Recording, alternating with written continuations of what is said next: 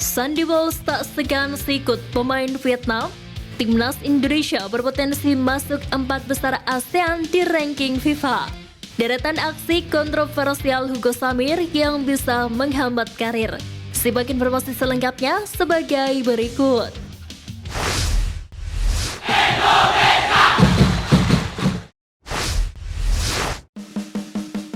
Tatap laga kontra Vietnam, Sandy Walsh tak segan layangkan sikutan.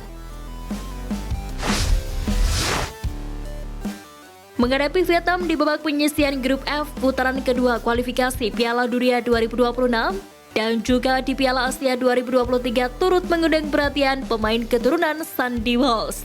Hal itu ia ungkapkan kala dirinya diundang dalam sebuah podcast nasional terbaru.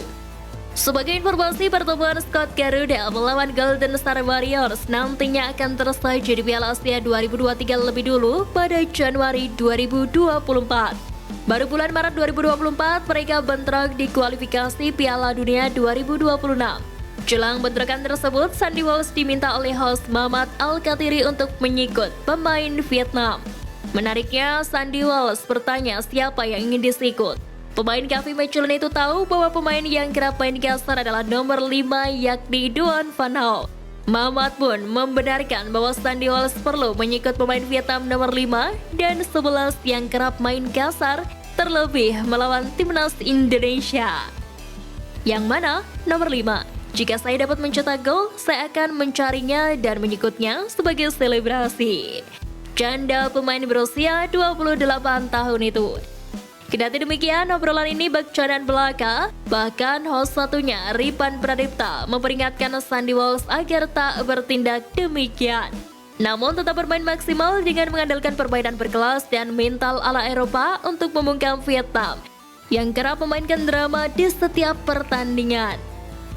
Di lain sisi, Sandy Walsh mengaku sempat memarahi sejumlah pemain muda di Timnas Indonesia karena tidak disiplin. Tidak disiplin yang dimaksud di sini adalah banyak pemain yang tidak memedulikan pola makan, salah satunya makan coklat berlebih. Menurut Sandy Walsh, masa depan sepak bola Indonesia amat cerah lantaran menjamurnya talenta-talenta potensial. Hanya saja, ia mengingatkan para pemain muda tersebut untuk disiplin dalam menjaga pola makan. Untuknya, para pemain muda tersebut mau mendengarkan perkataan Sandy. Menurut Sandy Walsh, sejumlah pemain tersebut tidak melawan ketika dimarahi untuk tidak terlalu banyak makan coklat. Itulah salah satu tujuan Sintayong mendatangkan pemain keturunan. Selain meningkatkan kualitas tim, juga berperan penting untuk membangun generasi muda tanah air dengan ilmu serta pengalaman kelas Eropa.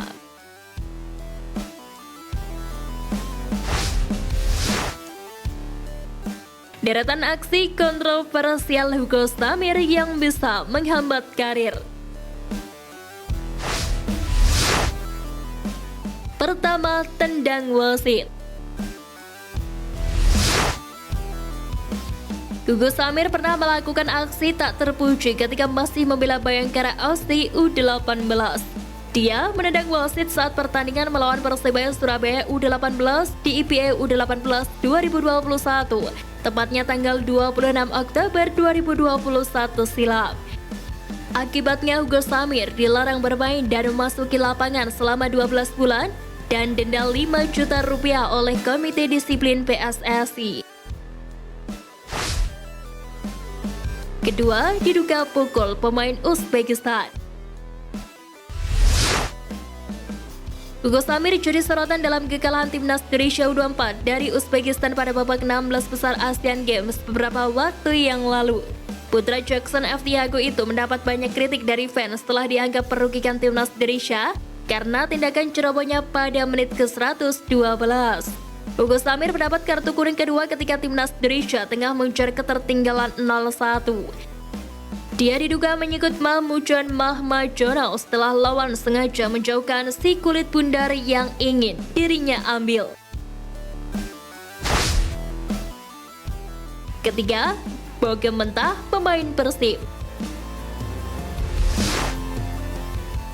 Terbaru, Hugo Samir kembali menuai kontroversi usai memukul pemain Persib U20 ketika membela Borneo FC U20 di ajang Elite Pro Academy Liga 1 U20 2023-2024. Komdis PSSI pun menjatuhkan hukuman larangan bertanding sebanyak 2 pertandingan dan denda 5 juta rupiah kepada Hugo Samir. Tindakan tersebut tentu miris karena Hugo Samir merupakan salah satu pemain yang potensial. Namanya sempat masuk dalam panggilan Sintayong membela timnas Indonesia. Untuk itu, Hugo Samir harus mengendalikan emosinya agar tidak menghambat karirnya sebagai pesepak bola profesional.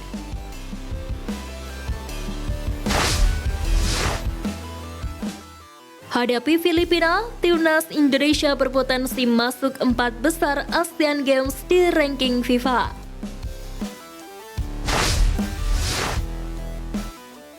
Kabar baik menghampiri timnas Indonesia usai berpotensi mendapat keuntungan besar dari pertandingan menghadapi timnas Filipina di putaran kedua kualifikasi Piala Dunia 2026. Sebagaimana diketahui, duel Indonesia versus Filipina bakal digelar di Stadion Rizal Memorial Manila pada 21 November mendatang. Menurut jadwal awal, Indonesia sejatinya lebih dulu bertindak sebagai tuan rumah dalam pertandingan tersebut. Akan tetapi, jadwal 2 pertemuan Indonesia dan Filipina ditukar karena bertepatan dengan Piala Dunia U17 2023 yang berlangsung di tanah air. Meski begitu, skuad Garuda tetap memiliki peluang besar untuk memenangi laga leg pertama.